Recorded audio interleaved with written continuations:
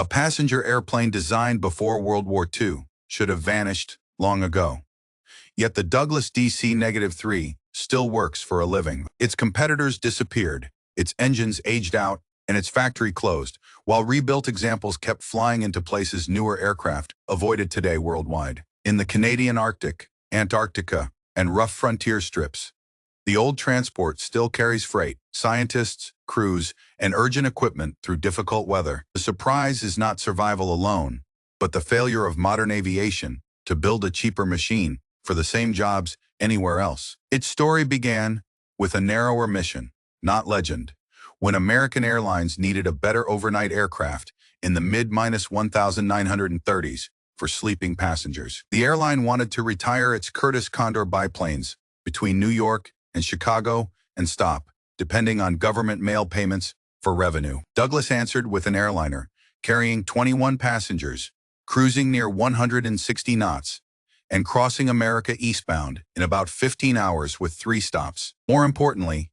it became the first passenger airliner able to make money from travelers themselves, without mail subsidies holding it up at all. Today, the best-known descendant is the Basler BT-67, a working conversion rather than a museum replica or ceremonial restoration for display today. On paper, in legal records, and under FAA certification, each BT-67 remains a DC-3 with turboprops and updated systems, ready for harsh work. Basler returns each completed aircraft as a zero-time airframe, resetting mandatory inspections, even when old structure lies deep inside, beneath new metal skins. That raises the central question: why did engineers keep rebuilding an aircraft from 1935 instead of finally replacing it with something newer entirely? The answer starts with a call Donald Douglas did not want, from American Airlines President Cyrus R. Smith in 1934 during expansion talks. Smith pushed for a wider DC-2 because the existing 66-inch cabin could not fit comfortable side-by-side sleeping berths for overnight, paying passengers aboard. Douglas hesitated because the DC-2 still had not paid for itself, and a larger design would demand fresh money from uncertain buyers first. He agreed only after Smith committed American to 20 airplanes, then ordered the first 10 by telegram on the 8th of July, 1935 from Douglas. Chief Engineer Arthur E. Raymond led the team designing the Douglas sleeper transport. With a cabin 92 inches wide inside its fuselage shell, it held 14 sleeper berths at night or 21 seats by day, giving airlines flexibility without changing the basic airframe between scheduled flights. On the 17th of December, 1935, Carl Cover lifted the prototype from Clover Field, exactly 32 years after Kitty Hawk quietly became aviation history again. Cover later remembered the first flight as so ordinary that almost nothing about it remained vivid in his mind after landing at Clover. Only 7 sleeper transports reached customers before the daytime 21-seat version took over production and received the familiar DC-3 name from Douglas Aircraft. American introduced scheduled DC-3 service on the 26th of June, 1936, launching simultaneous inaugural flights from Newark and Chicago that evening for overnight travelers aboard. The aircraft quickly changed commercial aviation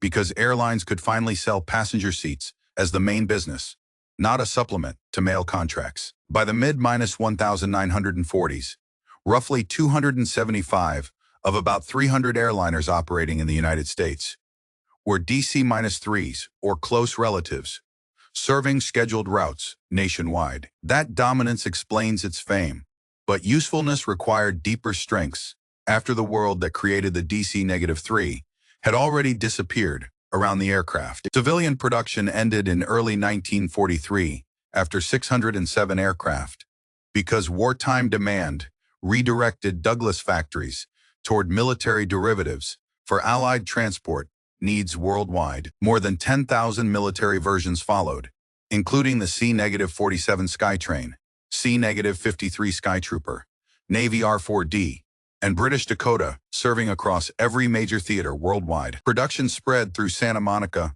Long Beach, and Oklahoma City, reaching 4,853 aircraft in 1944 alone, at wartime pace inside crowded factories nationwide. The design also traveled abroad, with 4,937 Soviet Lie-2 transports and 487 Japanese Showa L-2D aircraft built under license during wartime production runs. Together, civilian and military relatives reached 16,079 airframes, creating the huge installed base that later blocked clean sheet replacements from gaining easy ground market-wide. After the war, thousands of surplus C-47S entered civilian life at prices no new manufacturer could hope to match in open competition anywhere. Some reportedly sold for only $1,200, less than the cost of building a rival transport from fresh materials on any assembly line. Then, a replacement had to beat aircraft that were proven, plentiful, familiar, supported, and almost impossibly cheap from the first day of sales competition. If stories about forgotten engineering choices interest you, stay with the channel as this old machine keeps revealing its logic through hard evidence. Douglas still tried to replace its own success with the Super DC-3, introduced in 1949 as a substantial improvement over the original design. The new model had a 39-inch fuselage stretch, squared outer wings, a taller tail, and stronger Pratt and Whitney engines under revised standards. On paper, it met newer airworthiness expectations and performed better, but commercial buyers saw little reason to abandon cheap surplus aircraft already available. Only 5 were built, and just 3 went to Capital Airlines, which used them in 1950 and 1951 service on revenue routes briefly. The Navy liked the idea more, converting 100 R4 desiccants into R4 D-8S, later redesignated C-117 desiccants, for continued Navy transport service, well beyond airline interest. The last Navy example retired on the 12th of July, 1976, while the final Marine Corps aircraft lasted until June 1982 in regular service there. Even so, the market verdict was clear. Wartime surplus had defeated the redesign before Douglas could build momentum with operators after war ended. The first serious turboprop experiments arrived in 1949, when Armstrong Siddeley fitted a surplus Dakota with 2 Mamba engines for development testing work. That aircraft helped work connected to the Vickers Viscount, flying faster and climbing better than piston-powered versions during careful turbine evaluation flights there. But the unpressurized DC-3 could not cruise high enough to exploit turbine efficiency fully.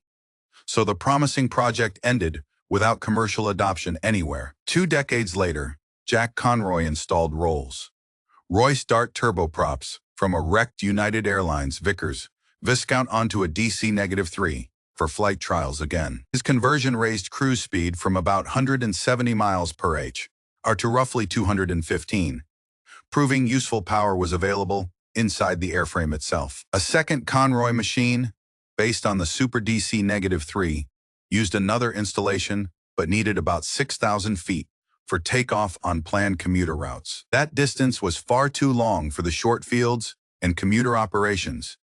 The aircraft was meant to serve in regular use daily. Conroy then removed the Dart engines and created the Tri-Turbo 3 with 3 Pratt and Whitney PT6 turboprops mounted around the airframe. It flew successfully and appeared at Farnborough in 1978.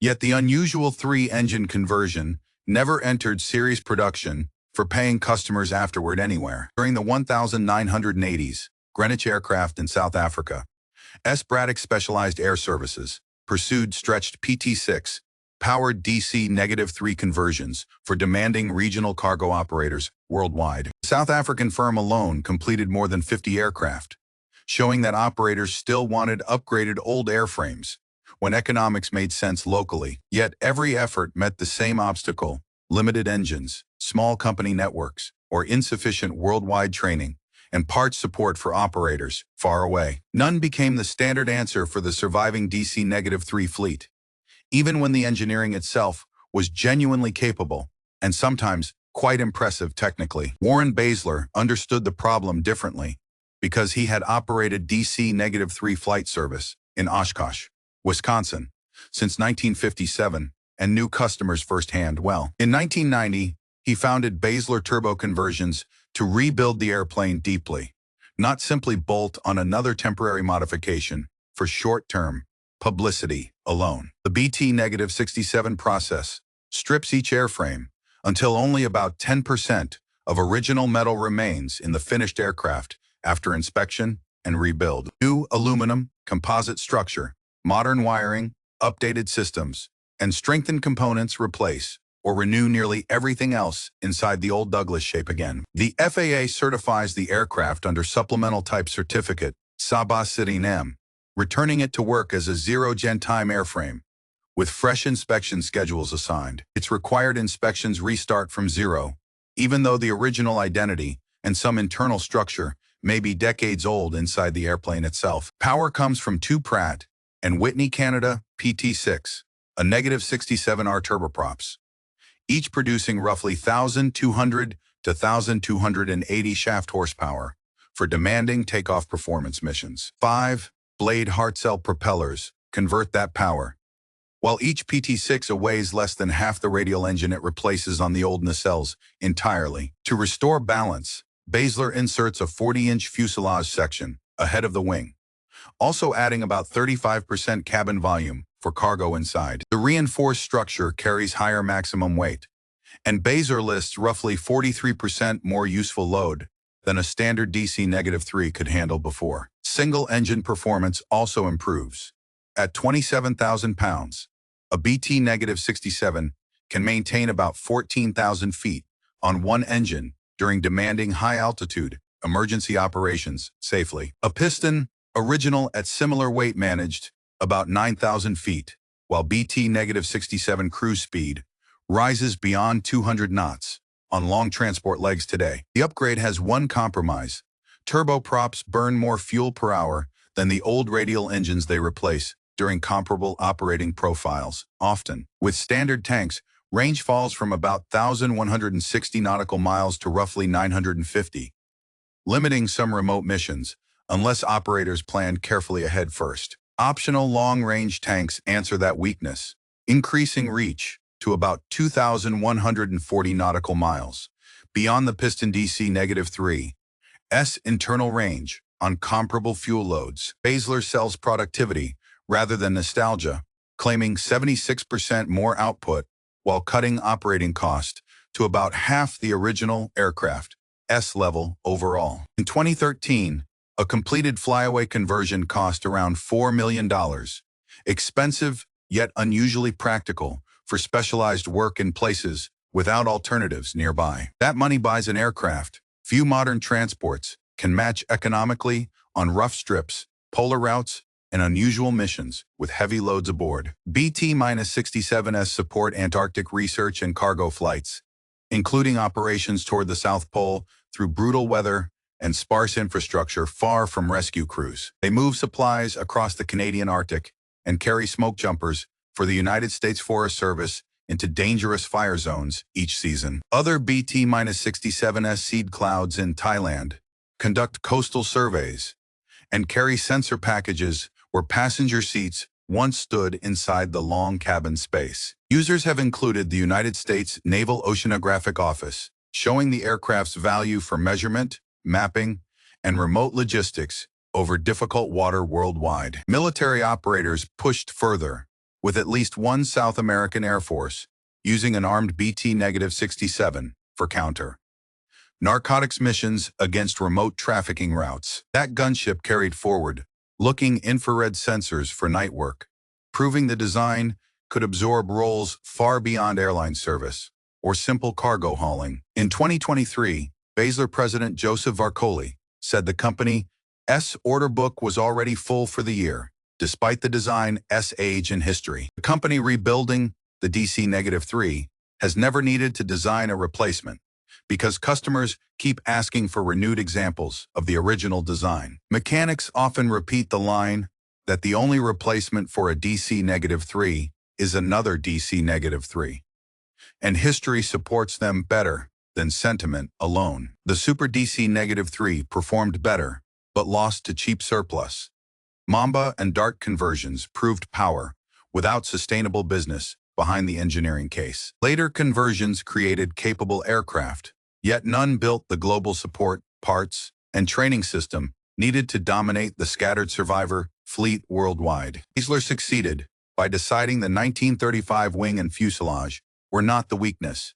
Everything around them could be renewed for modern work again. Raymond's team designed a sleeper for one airline route, yet built strength and flexibility no one, in 1935, could foresee across generations afterward.